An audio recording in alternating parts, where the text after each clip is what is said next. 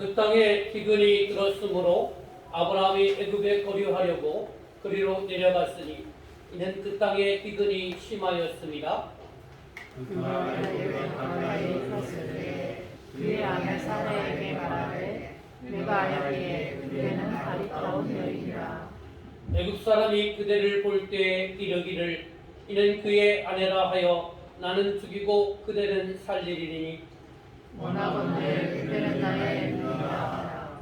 그러면 내가 그대로 안전하고 내 목숨이 그대로 말미암아 보존되리라 하니라.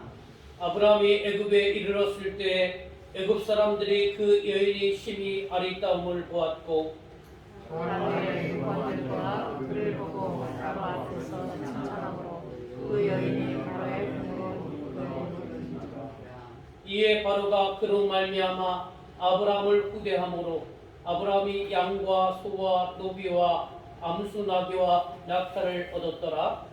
여호와께서 아브라함의 바로와 그 집에 큰 재앙을 내리신지라. 바로가 아브라함을 불러서 이르되 내가 어찌하여 나에게 이렇게 행하였느냐? 내가 어찌하여 그를 내 아내라고 내게 말하지 아니하였느냐?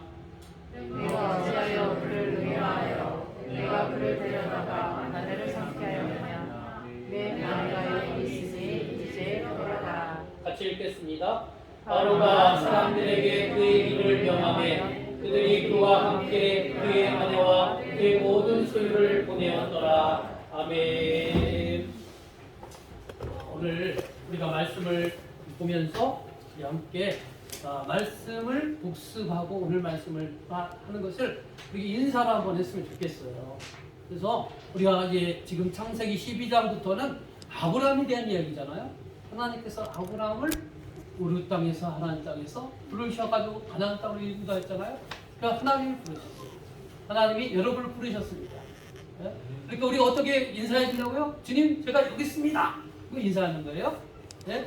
그 다음에 이 아브라함이 하나님의 부르심 앞에 응답해서 가나안 땅에 왔잖아요. 가나안 땅에 와서 우리가 지난주 말씀이죠. 세겜 땅 모래에서 또 아이와 그 중간에 머무르게 하고 또 그 다음에 점점 남방으로 이동했더라. 또 이 아브라함이 이사하는 곳곳마다 뭘 했다고 했어요? 뭘 쌓았다고 했어요? 네? 제단을 쌓았어요. 주님, 예배를 제단을 쌓았다면 예배 드리는 거잖아요. 그죠? 주님, 제가 하나님을 예배합니다. 이렇게 인사하는 거예요.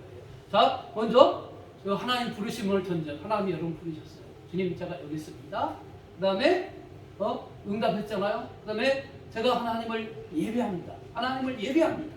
그 다음에 뭡니까? 오늘 본문 말씀은 뭐냐면 아브라함이 이제 가나안 땅을 생활하다가 큰 시련을 만납니다.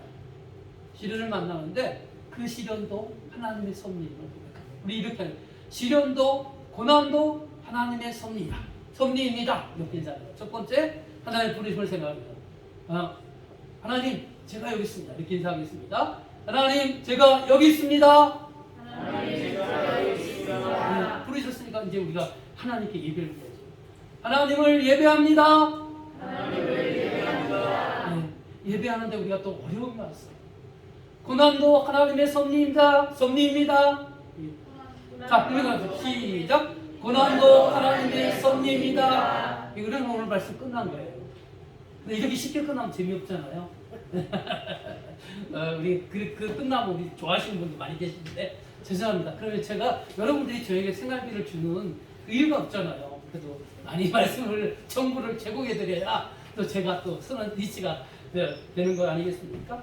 오늘은 실패와 그 실패 속에서도 하나님 우리를 잘하게 하시고 성숙하시는 그런 말씀이 오늘 본문 말씀이에요. 그래서 오늘 주제가 실패와 성숙이라는 거예요. 실패와 성숙. 자, 질문을 봅시다. 질문. 아브라함이 가나안 땅을 떠나 애굽으로 가려 했던 이유는 무엇입니까? 창세기 12장 10절 같이 읽어보겠습니다. 시작. 그 땅에 기근이 들었으므로 아브라함이 애굽에 거류하려고 그리로 내려갔으니 이는 그 땅에 기근이 심하였습니다. 자, 아브라함이 가나안 땅에 정말 천신만고 끝에 왔고 그곳에서 정말 정착하려고 애를 썼다는 말씀을 우리가 지난주까지 배웠잖아요. 그런데 그런 아브라함이 애굽으로 내려갈 결정을 해요. 그 이유가 뭐라 그랬어요? 가나안 땅이 뭐 어떻게 됐다고요? 우리 방금 읽으셨잖아요. 네, 뭐가 심했다고요? 기근이 심했다는 거예요. 큰 가뭄이 오고요. 가뭄이 오면 옛날에는 농경문화, 농축문화잖아요. 그러니까 물이 딸리면 사람도 힘들고 동물도 힘들고 식물도 힘든 거예요. 그러니까 점점 식량이 떨어졌고 그러니까 점점 이제 배고픔을 느끼게 되는 거예요. 그래서 이 아브라함이 그 기근 때문에 그 기근을 피하고자 결정한 것이 애굽으로 내려가는 것이었다는 거예요. 자, 이것을 이제 우리가 서두의 말씀 속에서 우리 당신의 신앙의 점수는 몇 점입니까? 이 물음부터 한번 시작을 해봅시다.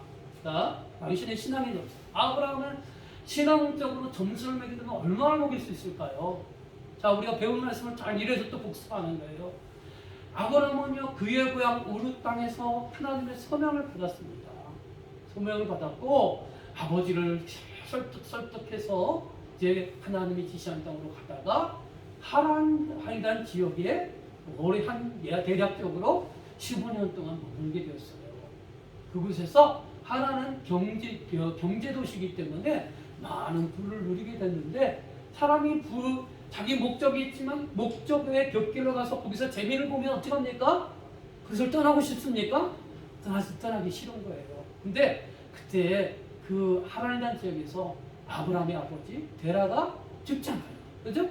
죽고 나서 이제 인생에 큰 충격이 온 거잖아요. 몇십 년 동안 그 아버지랑 그늘 안에서 보호받고 사랑받고 의지했는데 그 아버지가 돌아가셨어. 그래서 신앙적인 또 충격이 온 거예요. 그때 또 하나님이 다시 한번 콜링하는 겁니다. 아브라함아, 너 고향 친척 아비 집을 떠나서 내가 지시한 그곳으로 가라. 내가 너를 큰 민족을 이루게 했고 너에게 복을 줄 것이고 너로 말미암아 온 인류가 복을 받을 것이다. 너는 믿음의 조상이 될 것이다. 이런 약속을 하고 다시 한번 소명줘서 그 부름 앞에 이제 아브라함의 응답해서 가나안 땅을 떠나서 드디어 가나안 땅에 오게 된 것이죠. 그죠? 그리고 가나안 땅에서 오고 나서도 어떻게 했어요? 지난주에 말씀 배웠잖아요. 세겜 땅 모레라는 그런 그 지역에서 일단 장막을 쳤지만 그 가나안의 원주민들의 그 배타적인 것과 또 그곳에 많은 우상들이 섬김으로 그곳에 살지 못하고 베델과 아이 사이에 그 지역에 다시 이주를 하잖아요. 또 그곳에서 또 오래 정착하지 못하고 점점점 가나안의 남쪽으로 내려갔더라. 우리가 지난주에 배웠던 말씀이잖아요. 그렇게 갔어요. 또 가는 곳마다 어떻게 했느냐? 아까도 복습했죠? 가는 곳마다 아브라함이 뭘 쌓았다고요? 제단을 쌓았다. 제단을 쌓았다는 걸 현재적으로 해석하면 뭐라고요? 하나님께 예배를 올렸다는 거예요. 그것은 뭡니까? 하나님께 예배를 올렸다는 것은 내가 이곳까지 인도한 것이 또 하나님의 은혜고 또 이게 거칠고 황마고 배타적인 저런 사람들을 만나도 그것도 하나님의 또한 놀라운 섭리가 있는 것이고 이렇게 가는 곳마다 하나님께 예배를 드렸다는 거예요. 여기까지 봤을 때 아브라함의 신앙의 점수를 먹인다면 여러분 몇 점을 주시겠습니까? 몇 점을 주시겠어요? 네? 그래도 뭐 100점 만점을 100점은 아니다 할지라도 많은 점수를 주실 그런 후하게 주실 것 같죠? 그죠? 그러면 여러분의 신앙의 점수를 보자는 거예요. 여러분의 신앙의 점수. 나의 신앙의 점수. 여러분들의 예배 생활은 어떤 것이냐?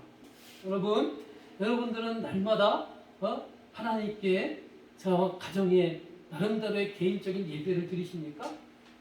또 우리가 또 주일날 예배를 드리는데 여러분 그 주일 예배라도 100% 참여를 하십니까? 또 그 예배를 드리면서 여러분 어떤 마음으로 예배를 드리십니까? 자, 이런 것들을 여러분 스스로 생각하더라고요. 기도 생활도 마찬가지예요. 여러분의 기도 생활은 날마다 수시로 정말 하나님과 기도하며 하나님과 대하는 그런 기도 생활을 하고 계십니까?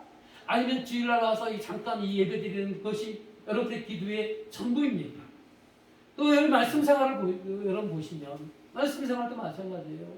말씀이라는 게 누구에게 생생내기에서 이 말씀을 우리가 읽고 듣고 공부하는 것이 아니고 하나님의 뜻을 알고 하나님의 뜻대로 살려고 하기 위해서 우리가 말씀을 우리가 듣고 공부하고 또 생각하는 것인데 여러분 말씀 생각을 얼마나 주중에 많이 하십니까? 혹이라도 우리가 안타까운 것은 그 모든 것들이 예배 생활이든 기도 생활이든 말씀 생활이든 이 주일날 예배 시간에 제한되어 있다면 우리의 믿음의 점수는 그렇게 후한 점수가 될 수가 없다는 것이죠. 또한 여러분 봉사생활도 마찬가지입니다. 여러분 교회에서 하나님의 나라를 위해서 협력해야 될 일이 있는데 여러분들은 그곳에 적극적으로 참여하십니까? 아니면 여전히 여러분 교회 일원임에도 불구하고 나그네처럼 그렇게 행동하고 그렇게 지나가십니까? 또 여러분 전도와 구제와 선교생활 마찬가지 여러분 전도와 우리가 정말로 생육 번성 충만인데 그래서 하나님의 나라를 우리가 확장시키는 하나님의 사신이고 하나님의 나라의 건설자고 하나님을 대신하는 사람들인데 여러분 끊임없이 전도의 사역을 감당하고 계십니까? 또 그 전도 사역을 감당하기 위해서 많은 사람들에게 친절을 베풀고 또 그들에게 봉사도 하고 그렇게 하고 계십니까? 여러분 이런 여러 가지 항목을 가지고 여러분의 신앙의 점수를 매긴다면 여러분 몇 점을 줄 수 있으시겠습니까? 여러분 속으로 점수를 매겨보세요. 그리고 자 우리가 대부분 우리에게 신앙의 점수를 생각하고 또 아브라함의 그 신앙의 점수를 생각하자면 문제가 없을 때는요 대부분 후한 점수를 주는 거예요. 주일 예배 참석하고 나름대로 열심히 노력하고 나름대로 기도 생활 말씀 생활 잘하는데 또 아브라함도 그 거친 환경 속에서 곳곳마다 제단을 쌓고 하나님을 제일로 대우해드렸고 하나님을 최고로 생각했는데 어떻게 점수가 적을까? 대부분 평상시에는 바로 신앙 수준이 높고 신앙의 점수도 많이 줄 것입니다. 그런데 중요한 건 뭐냐면 그것이 우리의 믿음의 현주소가 언제 드러나느냐?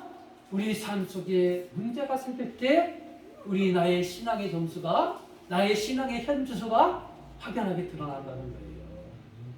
자, 우리가 우리의 삶 속에서 찾아오는 문제들을 살펴볼까요? 먼저 우리들은 영적인 면에서 보면 우리가 여러분 우리 신앙인들에게는 평탄하고 좋은 삶만 있는 것이 아니라는 거예요. 늘 마귀 사단은 우리를 늘 시험에 빠뜨리려고 온갖 세상의 방법을 작동해서 우리를 유혹하고 있다는 사실을 여러분 아셔야 되는 거예요. 그렇다면 우리 신앙이나 또 인생의 삶이요 우리가 하나님을 믿어도 평탄한 길만 있는 것이 아니라는 거예요. 좋은 것만 있는 것이 아니라는 거예요. 축복의 삶만 있는 것이 아니라는 거예요. 여러분, 그래서 우리가 에베소서 베드로전서 5장 8절의 말씀 한번 읽어볼까요?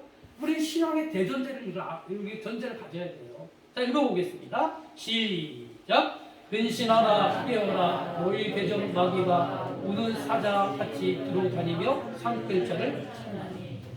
마귀가 어떻게 한다고 했어요? 그 산길자를 찾아 두루 찾아다닌다 그랬잖아요.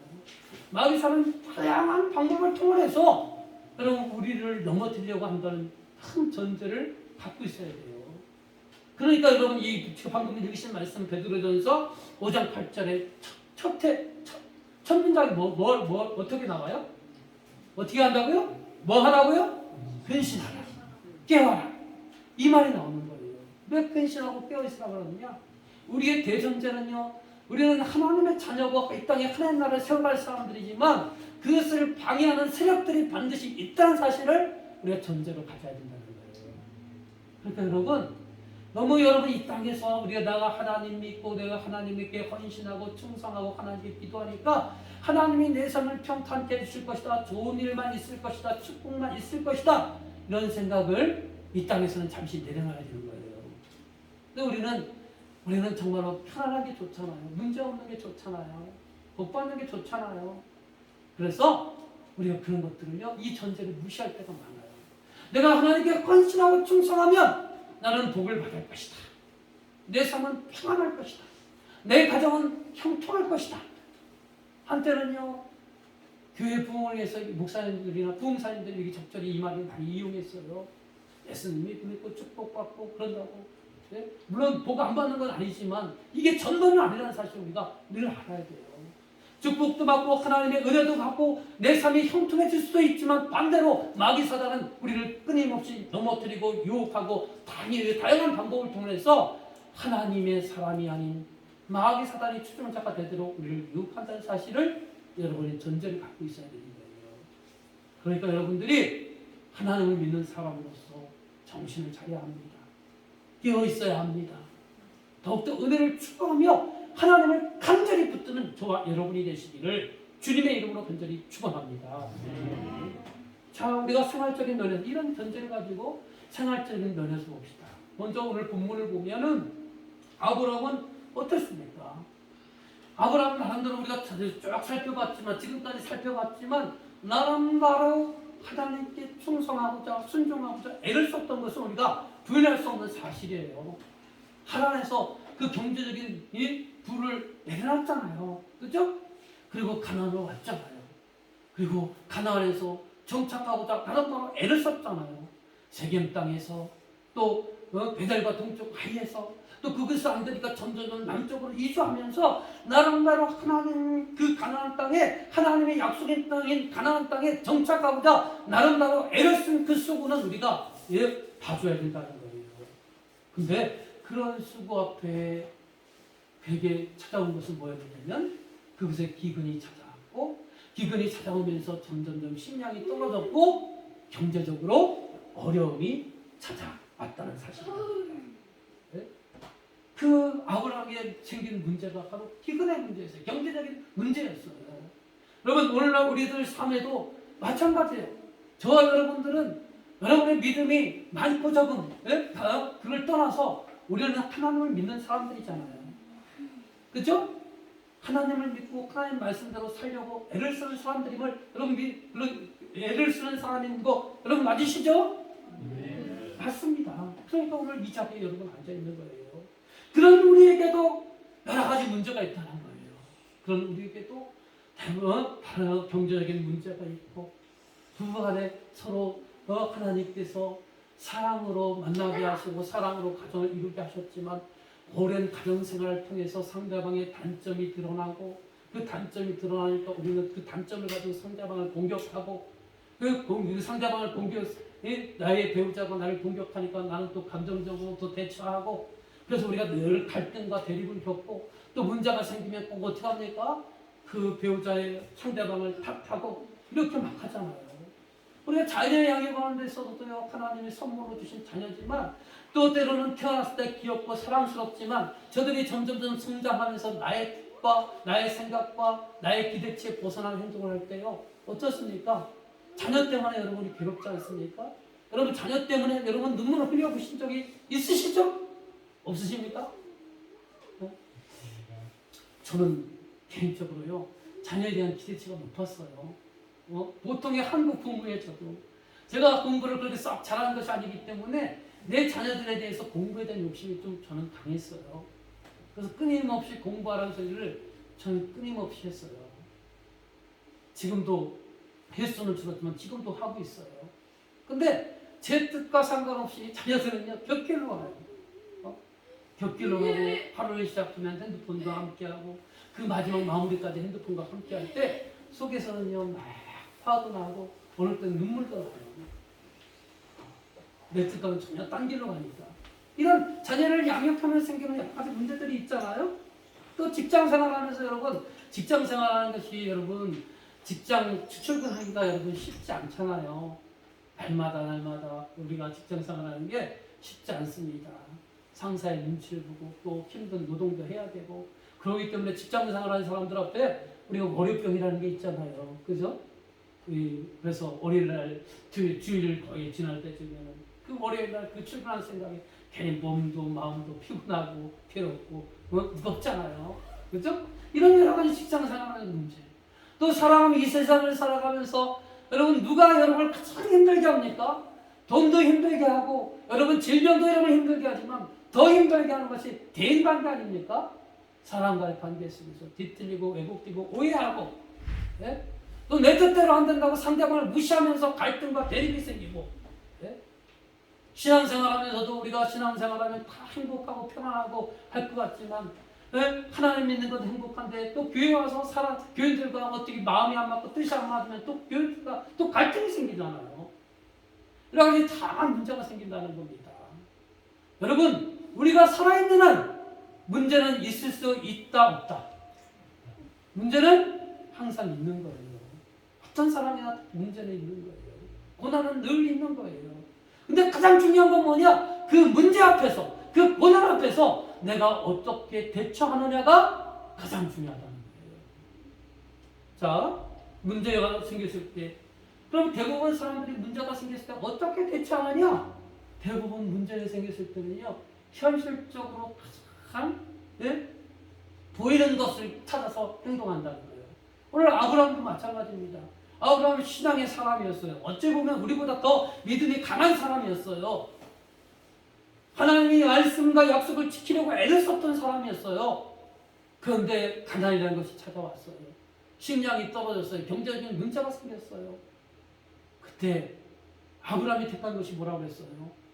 최선의 착으로, 궁여지책으로, 남들이 다 하는 것처럼 이 가나안 땅엔 더 이상 먹을 것이 없어. 그런데 옆나라 애굽은 여전히 식량이 있다고 소문이 들려. 왜냐하면 그 애굽 땅에는 나일강이 흐르기 때문에요. 가뭄이라도 그 강물, 나일강의 강물을 통해서 얼마든지 농사를 짓기 때문에 물질적으로 풍요로운 것이에요. 여러분이 그런 상황이라면 여러분 안 가고 싶습니까? 갈 거예요. 우리 속담이 있잖아요. 3일 동안 우리가 밥을 안 먹으면 어떻게 된다고요? 식량 떨어지면 이웃집 담을 넘는다고 그랬잖아요. 이게 우리가 일반적인 타협안이에요. 그냥 보이는 거 쫓아가는 겁니다. 근데 우리들도 이 아브라함을 떠나서 오늘날 저와 여러분도 문제가 생기면 어떻습니까? 문제가 생기면 눈앞에 보이는 것만 찾으려고 급급해하는 거예요. 사람들에게 수소문해보고 이게 우리가 살아가는 삶의 방식 아닙니까?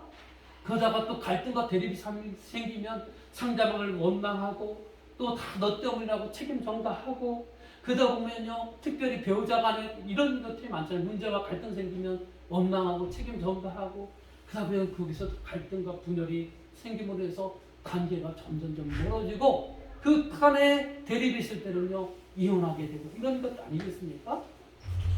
문제가 생겼을 때 우리가 어떻게 대처하느냐가 중요하다는 거예요. 자, 그럼 오늘 우리가 아브라함은요 그 가나안 땅에서 경제적인 문제를 만났을 때 그가 눈에 보이는 거 이웃 사람들, 이웃집 또 동네 사람들이 하는 것처럼 자 애굽 땅으로 가자 그런 소문 앞에서 그저 애굽 땅을 택하게 되는 것입니다. 그런데 우리가 하나님 믿는 사람이라면 이 앞에서 하나님께 먼저 구하는 것이 상책인데 하나님께 구하지 아니하고 그냥 세상 사람들의 방법대로 찾아갔을 때 발생하는 문제점들이 무엇인가를 한번 살펴보자는 거예요. 자, 문제 앞에서 우리가 찾아오는 것이 뭐냐? 두려움이 찾아오고요. 걱정이 찾아오고요. 거기에 또 두려움이 생기니까 그 상황을 모면하기 위해서 거짓말을 하게 되고요. 또 그런 과정 속에 나쁜 것만 있는 게 아니에요. 부당한 수익도 들어요. 부도 창출할 수 있어요. 그러나 그 부와 그 선택이요. 수치와 부끄러움으로 우리에게 찾아올 수 있다는 사실을 오늘 아브라함의 이 삶의 모습을 통해서 볼 수 있는 거예요. 자, 먼저 창세기 12장 12절 말씀 읽어보겠습니다. 창세기 12장 12절 말씀 여러분만 크게 읽고 저는 물 마실게요. 자, 시작! 일곱 사람이 그를 물게 이르기를 이는 그의 아내하여 나는 죽이고 이는 사지니. 예, 이제 애굽 땅으로 가기로 결정했잖아요. 근데 애굽 땅을 갔어요. 근데 아브라함에게는요 큰 고민이 생겼어요. 뭐였느냐? 애굽 땅을 가면서 어떤 생각이 드냐? 자기 아내가 너무나 아름다웠대요. 자기가 봐도 아름다운데 원래 여러분 본문 말씀에 보면 애굽 땅에 들어갔을 때 애굽 사람들이 그 아브라함의 아내 그 사례를 보고요 그 아름다움에 놀랐다는 거잖아요. 그리고 그 소문이요 왕궁에 있는 신하들까지 갔고 신하들이 그 아브라함의 사라의 그 미모를 보고 왕에게 추천하잖아요. 저 가나안 땅에서 온 사라라는 여인이 있는데 그 여인이 너무나 미모가 출중합니다. 그래서 결국은 어떻게 해요? 왕의 후궁으로, 왕의 첩으로까지 데려가잖아요. 그죠? 이런 것을 봐요. 그만큼 아브라함의 아내 사라는요, 아름다웠다는 거예요. 아름다워가지고 이 아브라함이 걱정이 되는 거예요. 그 당시에는 옛날 과거잖아요. 과거는요, 지금 러시아와 우크라이나가 전쟁을 벌이고 있잖아요. 근데 이게 뭐냐? 과거로 돌아갈수록 힘의 원리가 작용이 되잖아요. 지금 우리가 21세기를 살고 있는데 러시아는요, 자기의 힘을 가지고 우크라이나를 억압하고 침공한 거예요. 이유와 어떤 것을 떠나서 지금 러시아의 우크라이나 침공은요, 러시아가 100% 잘못한 것이라고 생각이 됩니다. 네? 마찬가지로 전 21세기를 사는데 그 삶의 방식은 아주 구닥다리, 우리 이런 용어가 좀 그렇죠? 죄송하지만 구닥다리 방법을 사용하고 있는 거예요. 옛날에 과거로 갈수록 힘의 우위가 있잖아요. 힘으로 모든 걸 억압하잖아요. 옛날에 이 사고방식에도요, 상대방의 아름다운 여인이 있으면 과거니까요, 그 남편 배우자를 죽이고요, 그 여인을요 자신의 아내로 취하는 그런 과거의 잘못된 풍습이 있었다는 거예요. 아브라함은 그것을 걱정하는 거예요. 애국으로 왔지만 자기 아내가 너무 예쁘니까 혹이라도 저 사람이 나를 죽이고 자기 아내를 또 빼앗아 하지 않을까, 그런 근심과 걱정과 두려움이 찾아왔다는 거예요. 이것은 왜 찾아왔습니까? 하나님께서 허락하신 가나안 땅, 그 자기도 하나님의 부르심 앞에 응답하여 찾아온 가나안 땅, 그것에 문제가 생기니까 세상 사람들의 방법으로 택한 것이 애굽이었어요. 하나님의 뜻을 묻지 않고 자기의 방식대로 택했더니 찾아온 것이 뭐였느냐? 두려움과 근심과 걱정이었다는 겁니다. 다음 말씀 보겠습니다. 창세기 12장 13절 시작. 원하건대 그로 말미암아 안전하고 내 목숨이 그대로 말미암아 보존되리라. 우리에게 우리 심령의 내면에요, 근심이 찾아오고 걱정이 찾아오고 두려움이 찾아오면 그 두려움을 방어하기 위해서 자기를 방어해야 되잖아요. 그죠? 자기를 누가 지키는 거예요? 내가 지키는 거예요. 그죠? 자기를 지키기 위해서 어떻게 하냐면 그 다음엔 거짓말하는 거예요. 자기를 방어하기 위해서. 그래서 어떻게 합니까? 아내라 부르지 아니하고 뭘 부르라고 그래요? 너희가 여동생이라고 부르라고 이렇게 말하는 거예요. 거짓말하게 된다는 겁니다. 다음 말씀 볼까요? 자, 우리가 하나님의 품을 떠나서 내 방식대로 살았을 때 찾아오는 결과물을 좀 보고 있는 거예요. 먼저 근심, 걱정, 두려움이 찾아오고, 그 두려움이 찾아오니까 그 다음에 뭐 되냐? 자기를 막기 위해서 자기 방법대로, 아니란 방법대로 거짓말했다는 것이죠. 그 다음에 창세기 12장 16절. 자, 시작. 이에 바로가 아브라함을 후대하므로 아브라함이 양과 소와 너비와 암수 나귀와 낙타를 얻었다.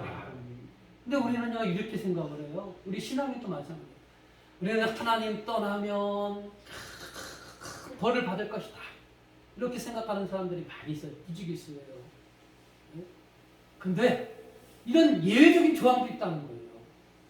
아니, 하나님을 떠나서, 하나님의 뜻을 떠나서 가나안 땅을 떠나 애굽으로 왔더니 애굽으로 와서 두려움과 걱정이 있었지만 이 길을 보면 거짓말을 했어. 왕을 속였어요.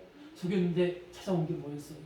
그 여기 아브라함에게 그 애굽 왕이 그 아브라함의 아내 사라를 후궁으로 첩으로 드리는 대신 아브라함에게, 그 당시는 오빠로 생각했던 거죠. 아브라함이 뭘 줬어요? 여기 뭘 줬어요? 이거 읽으신 말씀이에요.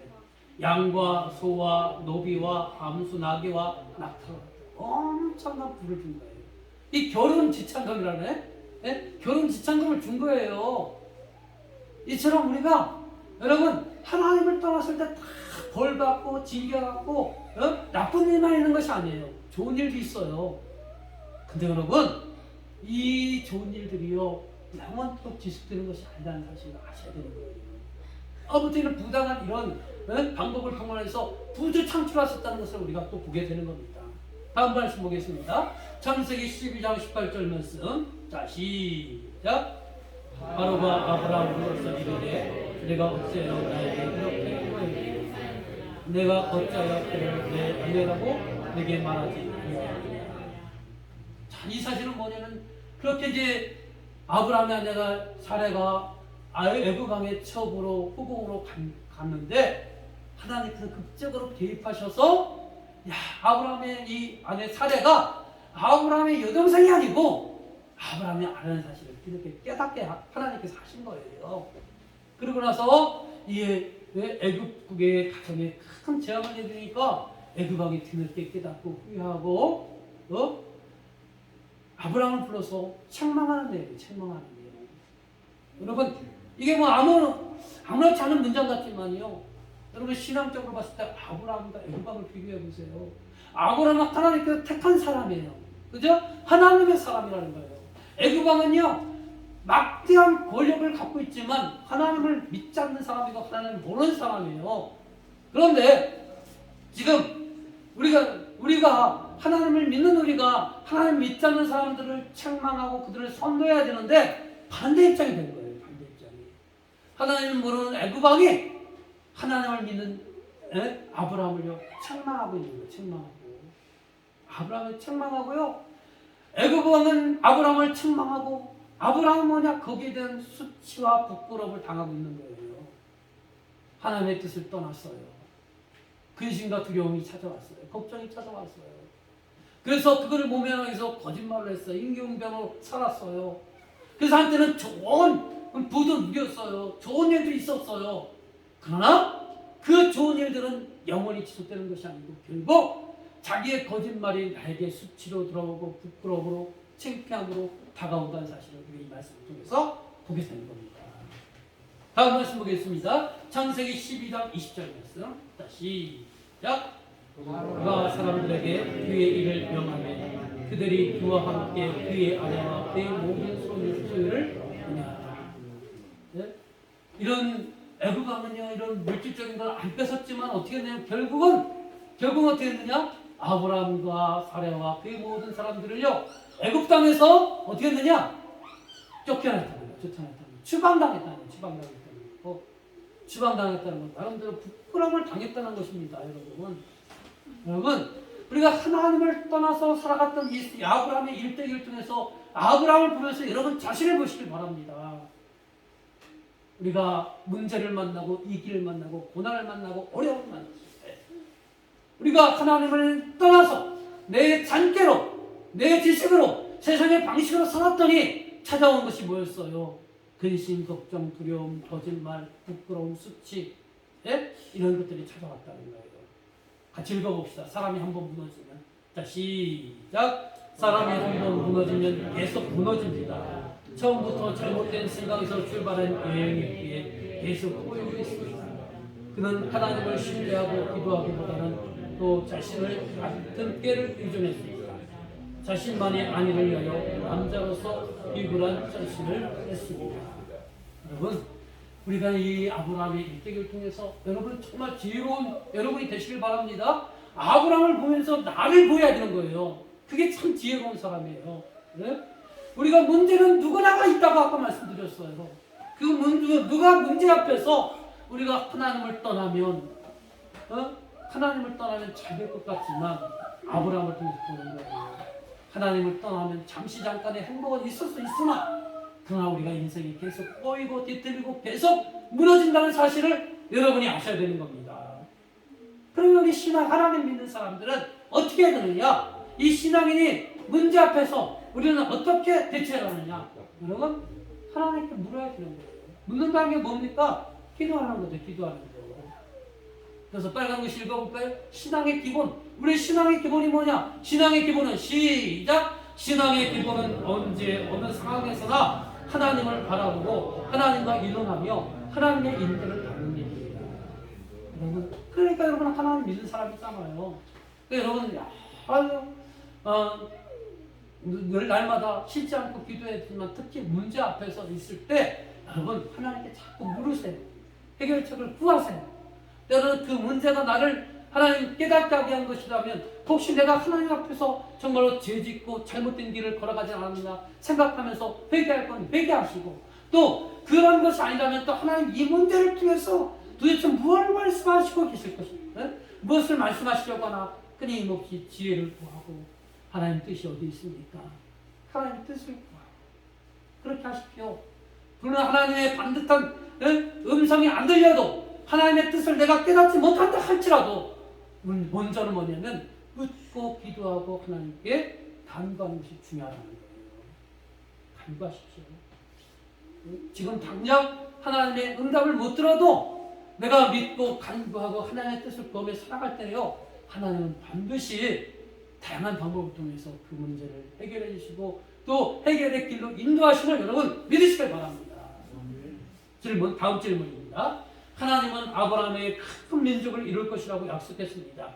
그러나 아브라함의 거짓말로 아내를 바로 왕에게 첩으로 들어가게 된 큰 위기를 만났습니다. 하나님의 약속도 깨어질 수 있는 상황이 되었습니다. 아브라함은 이 위기를 어떻게 극복할 수 있었습니까? 큰 위기 앞에서 어떻게 극복했느냐? 자, 창세기 12장 17절 말씀 읽어보겠습니다. 시작. 여호와께서 바로와 그 집에 큰 재앙을 내리십니다. 자, 어떻게 했어요? 아브라함의 그 어려운 문제들 스스로 해결했습니까? 이 당시 애굽왕은요, 지금의 세력으로 따진다면 미국의 대통령과 같은 역할이에요. 엄청난 군사력과 권력을 갖고 있는 것이 애굽왕이었어요. 반면에 아브라함 뭐냐? 아브라함은 일개 이름 없는 애굽 시민도 아니었고 저 가나안 땅 식량을 찾아온 이주민의 한 사람이었어요. 그러니까 이 막강한 권력 앞에서 아브라함이 애굽 왕을 대처한다는 거 저항할 힘이 없어요. 또 정말 힘없는 데다가 지금 어떤 상황이냐? 그 막강한 권력을 갖고 있는 서슬보란 그 권력을 갖고 있는 왕 앞에 거짓말했잖아요. 그죠? 거짓말해서 더 이상 어떻게 항변할 수 있는 그런 동력을 완전히 아브라함은 잃어버렸다는 거예요. 아브라함이 자기 아내를 거짓말로 속여서 누이라고 했고 그 누이가 지금 첩으로 가 있는데 그렇게 되면요, 아브라함을 해결할 수 있는 게 아무것도 없어요. 그런데 오늘 말씀을 읽어보니까 그 순간에 누가 개입하셨어요? 하나님께서. 어떻게 극복했느냐? 12장 10절에 여호와께서 아브라함의 아내 사레의 일로 바로와 그 집에 큰 재앙을 내렸다는 것입니다. 여러분, 왜 하나님이 개입하셨을까요? 하나님께서는 아브라함에게 약속한 것이 있어요. 12장 1, 2절에 가면 너 고향 본토 친척 아들을 떠나 내가 지시한 것을 하라. 그리하면 너는 큰 민족을 이룰 것이고 너는 복이 될 것이고 너로 땅의 모든 족속이 너로 말미암아 복을 받을 것이다. 이렇게 큰 약속을 했어요. 큰 민족을 이룬다고 했어요. 여러분, 큰 민족을 이루려면 어떻게 돼요? 생육번성 충만하려면 어떻게 해요? 자손을 자꾸 낳아야 되잖아요. 그런데 지금 자기 아내가 아직까지 자식이 없는데 둘 사이에 자식을 낳아도 천천할 판인데 지금 자기 아내를 애굽왕한테 바친 거잖아요. 그렇게 되면 뭐냐? 하나님의 약속이 어떻게 되는 거예요? 이루어지는 거예요? 못 이루어지는 거예요? 못 이루어지는 거예요. 그래서 하나님께서는 아브라함이 믿음이 성실해서 신실해서 이 사라를 애굽 왕의 손길에서 구원해 준 것이 아니고 하나님의 언약을 지키고자, 약속을 지키고자 아브라함은 아무런 저항할 수 있는 힘이 없지만 하나님의 그 언약을 지키기 위해서 하나님께서 개입하셔서 애굽 왕의 손길에서 아브라함의 아내 사라를 구원해 줬다는 것입니다. 그런 이 말씀을 통해서 우리가 믿는 하나님은 어떤 하나님이냐? 언약에 신실하신 하나님이라는 거예요. 그 언약에 신실하신 하나님께서 오늘날 저와 여러분에게도 반드시 말씀을 통해서 언약하고 있는 거예요. 너는 내 아들이다. 너는 내 딸이다. 내가 너로 말미암아 정말 너를 더욱더 세워주고 너를 또 택했고 너를 또 훈련시키고 너를 성장시켜서 너로 하여금 나의 나라를 확장시키도록 하기 위해서 택한 나의 그릇이다. 그것이 오늘날 누구냐? 저와 여러분이라는 거예요. 그렇기 때문에 여러분, 우리는 그런 신실하신 하나님을 여러분 끝까지 신뢰해야 되는 거예요. 내 삶에 아브라함처럼 문제가 전혀 있다 없다? 있어요. 있으나 여러분 낙심하지 마십시오. 여러분은 하나님께 택함받은 사람이고 여러분은 하나님의 나라를 위해서 쓰임받는 그릇이기 때문에 여러분은 하나님을 포기할 수 있고 하나님을 떠날 수 있을지 모르지만 하나님은 결코 여러분을 포기하지 아니하시고 여러분의 손을 놓지 아니하신다는 사실을 여러분 믿으시길 바랍니다. 자, 두 분, 세 번째 면에 검은 깃발을 봅시다. 아브라함은, 다시 읽어봅시다. 시작. 아브라함은 결점이 많은 사람이지만 하나님은 아브라함을 버리지 않으시고 다시 약속의 땅으로 이끄시는 사람을 보이십니다. 하나님은 결코 아브라함이 완전한 자였기 때문에 그를 보게 그는 믿음의 주상을 세우신 것이 아닙니다. 그것은 하나님의 주권적인 사랑에서 기인했습니다. 주권적인 사랑이 뭐냐? 하나님, 쉽게 표현하자면 하나님 마음대로 했다는 거예요. 하나님이 아브라함을 아무 조건 없이 택했고, 그를 여전히 미숙하지만 문제 많지만 그러나 그를 포기하지 아니하셨고, 그가 위기와 어려움을 만났을 때 하나님의 주권적인 사랑으로 구원해 주시고 구원해 주셨다는 거예요. 그 하나님이 주권적인 사랑이 오늘 저와 여러분에게도 흐르고 있음을 여러분 믿으셔야 되는 거예요. 여러분의 현실적인 삶이 어떤 모습일지 모르지만 하나님은 여러분들을 사랑하고 계시고 이미 택하셨고 이미 하나님 나라의 그릇으로 여러분을 택하셨고 지금도 하나없이 훈련시키고 계십니다. 근데 내가 그 뜻을 깨닫지 못하고 잠깐 곁길로 가서 고난도 만나고 낭패와 실망도 당하지만 그러나 하나님은 결코 여러분을 포기하지 아니하시고 적당한 때에 깨닫게 하시고 돌이키게 하시고 다시 하나님의 그릇으로 사용하신다는 사실을 믿으시길 바랍니다. 네, 다음 질문입니다. 왜 하나님은 아브라함을 가나안으로 인도해서 그에게 기근이라는 고난을 주셨을까요? 이건 성경에 없습니다. 자, 우리 여러분의 상상력이 맡기는 거예요. 하나님은 하란에 있던 그 아브라함을 어느 날 갑자기 택해서 소명을 주셨고 또 우르에서 소명을 주셨고 또 아브라함이 하란에서 잠시 방황할 때 또 하나님 다시 찾아가셔서 너 다시 한번 소명을 일깨워 주셨고 또 다시 이제 가나안 땅에 와서 그것에 이것저것 방황하면서 정착하려고 애를 썼는데 또 기근이라는 고난이 찾아왔어요. 기근이라는 고난이 찾아왔는데 그 아브라함은 그 기근을 하나님의 방법이 아닌 자신의 방법을 해결하고자 애굽으로 갔다 이런 큰 낭패와 실망을 당했는데 왜 하나님은 자신이 택한 사람을 왜 이렇게 고난을 겪게 하고 또 이런 실수를 하게 하고 문제를 만나게 했느냐? 그것은 뭐냐면 하나님께서 당신의 택한 그릇을요 성장시키게 한 거예요. 훈련시키게 한 거예요.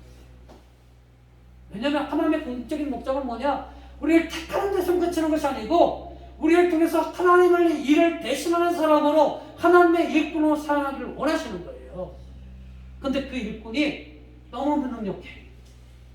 무능력하는 하나님의 일을 감당할 수 있겠습니까? 없잖아요. 그러니까 때로는 그 하나님 택한 그 하나님의 그릇을 하나님의 자녀들을 이렇게 고난을 만나게 하고 연단을 만나게 하고 그래서 점점 더 이 실패 속에서 낭패 속에서 정말로 깨닫게 하시고 그릇을 점점 키워가신다는 거예요. 또 반대로 내가 정말로 하나님의 사람으로 우뚝 서려면 성장하려면 뭐냐? 내 정말로 갖고 있는 옛사람들 나의 버릇, 고집, 생각 이것들을 어떻게 되느냐? 내려놔야 성장하시는 거예요. 내려놔야. 잠깐 옛날에 수영 얘기 많이 했잖아요. 수영 잘하려면 몸에 힘을 빼야 된다잖아요. 근데 수영의 초보자들은 어떻습니까? 물에 대한 두려움, 물에 빠지면 잘못하면 죽는다는 이런 두려움 때문에요. 몸에 힘을 막 주고 있잖아요.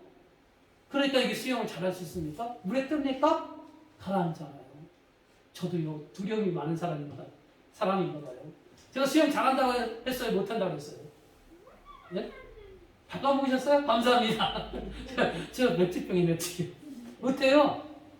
수영장에 가서 나간다고 하려고 애를 써봤어요. 그래서 남들이 힘 빼라고 힘을 빼봤는데 힘 빼고 있으면 좀 있으면 배가 바닥에 닿아요. 네? 내 몸에 뭐냐면 본연적인 이 두려움이 강한 거예요. 지금. 무서움을 많이 타는 거예요. 그러니까 힘 뺄래도 내게지는 힘을 빼려도 안 빠지는 거예요. 그러니까 물에 뜹니까? 안 빠져요. 네? 그러니까 수영 못하는 거예요. 마찬가지예요. 하나님께서 우리를 정말로 이 수영으로 말하면 우리가 하나님께서 우리 수영 잘하기를 그렇게 원하시고 수영 선수가 되기를 원하시는데 우리는 뭐냐면 몸에서 힘을 가득 주고 있어요. 그러니까 내가 하나님 수영 선수가 되기를 원하시는데 내가 힘을 꽉 주고 있으니까 수영 선수는 고사하고 물에 뜨지도 못하는 거예요. 마찬가지라는 거예요. 왜 아브라함에게 이런 고난을 줬을까? 왜 그토록 가나안 땅으로 가라고 격려하고 구원하고 또 기가 막힌 약속을 하면서 아브라함 이런 표현에서 죄송하지만 아브라함을 꼬셨는데 근데 그 꼬심에 당해서 가나안 땅에 갔더니 좋은 것들이 아직까지 하나도 없어. 배타적이고 우상 숭배하고 그래서 살기 위해서 이것저것 이사도 많이 해봤고 그런 타이에 가난이 찾아왔어요. 경제적으로 어려움이 찾아왔어요. 왜 그랬을까? 부를 때는 언제고 하나님 왜 우리에게 내가 탁할 때는 언제고 가라고 할 때는 언제고 왜 내게 고난을 주느냐는 거예요. 그 무릎 앞에서 하나님은 내가 너 이 고난 속에서 너를 더 성장시키고 성숙시키기 위해서 이런 고난 주는 거야. 네가 이런 것도 겪어보고 저런 것도 겪어보고 네가 성장하고 성숙해야 나의 참다운 일을 할 수 있어. 나의 그릇이 될 수 있어. 이렇게 하나님의 마음이 여기 있는 거예요. 자, 그렇기 때문에 우리는요 그런 고난 앞에서 자기 것을 내려놓는 이것이 꼭 필요하다는 거예요. 자, 읽어보겠습니다. 본토 친척 아비 집을 떠났어도 자, 시작. 본토 친척 아비 집을 떠났어도 그 마음의 중심은 아직도 옛생활에 머물러 있기 때문입니다. 옛생활을 버리지 못하면 반드시 위기를 만나게 되고 고난을 겪게 됩니다. 그 고난을 겪으면서 하나님의 은혜의 섭리로 옛 모습을 하나씩 벗기 시작합니다. 여러분, 우리가 정말 그만큼 미련한 거예요. 고집이 센 거예요. 아프고 찢기고 상하고 고통당할 거 다 당한 다음에 겨우 하나 내려놓는 거예요. 얼른 우리가 지혜로우면 얼른 정말 내 것 내려놓고 하나님 말씀 앞에 아멘 아멘 순종하며 따라가면 그 길이 쉬울 텐데 우리가 죄악의 쓴뿌리들이 우리 안에 너무나 가득하기 때문에 옛사람을 내려놓지 못하는 거예요. 그러니까 그거 하나 내려놓는데 얼마나 많은 시행착오와 고난과 힘겨움을 겪을 수밖에 없는 구조로 되어 있다는 거예요. 그래서 우리 여러분들이 왜 말씀을 알아야 되느냐? 제가 말씀을 통해서 이렇게 깨닫는 거잖아요. 끊임없이 말씀을 통해서 하나님 그 말씀 지키고 그 뜻 분별하고 그 뜻대로 순종해서 나의 옛사람들이 하나 둘 변하고 하나님의 성품으로 점점 변할 때 그런 성숙한 사람을 통해서 하나님 나라가 확장되는 거예요. 아브라함도 그 하나님의 그릇을 만들어지는 과정 속에 있고 저와 여러분도 하나님의 그릇을 만들어가는 과정 속에 있다는 사실을 여러분 아시길 바랍니다. 그러나 좀 더 지혜롭다면 내가 내 뜻 내려놓고 내 생각 내려놓고 나 옛사람 내려놓고 말씀 붙들려고 애를 쓰고 그 말씀에 하나님의 뜻을 찾으려고 애를 쓰고 그곳에서 우리가 더 순종해 나갈 때 우리의 길이 좀 더 평탄해질 수 있다는 거죠. 그리고 우리가 좀 더 성장하고 성숙해질 수, 좀 더 빠르게 성장하고 성숙해질 수 있다는 것입니다. 우리가 성숙을 해서 어떻게 해야 됩니까? 자, 파란색 글씨 읽어봅시다. 시작. 하나님은 변함없는 사랑, 주권적인 사랑이 오늘 우리에게도 흐르고 있습니다. 우리를 부르시고 우리를 훈련시키고 우리를 성숙시켜서 하나님의 일을 감당케 하십니다. 우리가 해야 할 일은 힘들고 어려운 상황 속에서도 하나님의 음성을 듣고 하나님의 뜻을 찾고 그 길을 묵묵히 가는 것입니다. 여러분, 옛날 부흥사들이 우리를 흥분시키기 위해서 하나님 믿으면 축복받습니다. 네? 형통합니다. 이런데 여러분 유혹당하지 마시고 하나님의 참된 길은 여러분을 성장 성숙시켜서 하나님의 일을 하게 할 것이 하나님의 뜻임을 여러분 아시고 내가 그 뜻에 부합해서 하나님의 뜻을 참으로 찾고 애를 쓰시고 또 찾았다면 남들이 뭐라고 해도 고난이 찾아와도 묵묵히 그 길을 가는 겁니다. 그때 하나님의 그릇으로 쓰임받는 거예요. 그래서 밑에 있는 거 여러분 하나님의 음성 듣기 위해서 여러분 너무나 짜릿한 극적인 체험만을 특별한 체험만을 하려고 하지 말라는 거예요. 그 예를 들면 암병에서 치유받는 일들 또 어떤 큰 상황에서 구원받는 일들 또 복권 당첨되는 일들 이런 것들은요 너무나 아주 특별한 체험 없다고 할 수는 없지만 아주 특별한 것이니까 크게 드문 거예요. 근데 우리는요 여러분 수학의 원칙, 확률의 원칙을 보세요. 그 아주 특별한 경우는 몇 억분의 1이에요. 되는 게 당첨될 수 있는 게. 근데 그런 당첨될 수 있는 확률이 별로 없는데도 우리는 유교만 생각하고 있다니까요. 특별한 은총만을 생각하고 있다는 거예요. 그러나 그게 아니고요. 그 오늘날 하나님의 음성 듣는 법은 뭐야? 오늘 저와 여러분 이 시간에 하나님 말씀, 설교 말씀을 듣고 또 말씀 세미나나 또 말씀 부흥회나 또 성경 공부를 통해서 또 은혜 받은 그 지체들의 믿음의 성도들의 간증을 통해서 또 여러분 기도의 응답을 통해서 다양한 방법으로 하나님께서 성령 하나님께서 우리에게 역사해 주시는 거예요. 그것을 통해서 하나님의 음성을 빨리 깨닫고 듣고 정말 묵묵히 하나님에 순종하고 여러분 믿음이 더욱더 커져서 믿음의 그릇이 커져서 하나님의 일을 감당하는 저와 여러분이 되시기를 주님의 이름으로 간절히 축원합니다. 기도하겠습니다. 하나님 아버지, 오늘 아브라함이 하나님의 뜻에 따라서 가나안 땅에 갔지만 그곳에 원치 않는 가난이 찾아왔습니다. 기근이 찾아왔습니다. 그 문제 앞에서 하나님께 묻는 것이 정성이 돼 세상 사람들의 말을 들었습니다.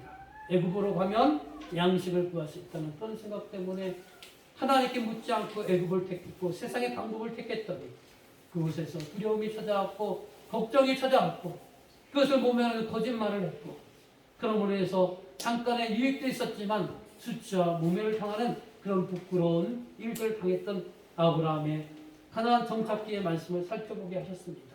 하나님, 오늘 우리들의 삶 속에서도 여러 가지 문제가 있을 수밖에 없는 그런 인생의 삶을 살고 있는데 그 문제 앞에서 우리가 하나님, 이 아브라함의 일대기를 보면서 교훈 얻기를 원합니다.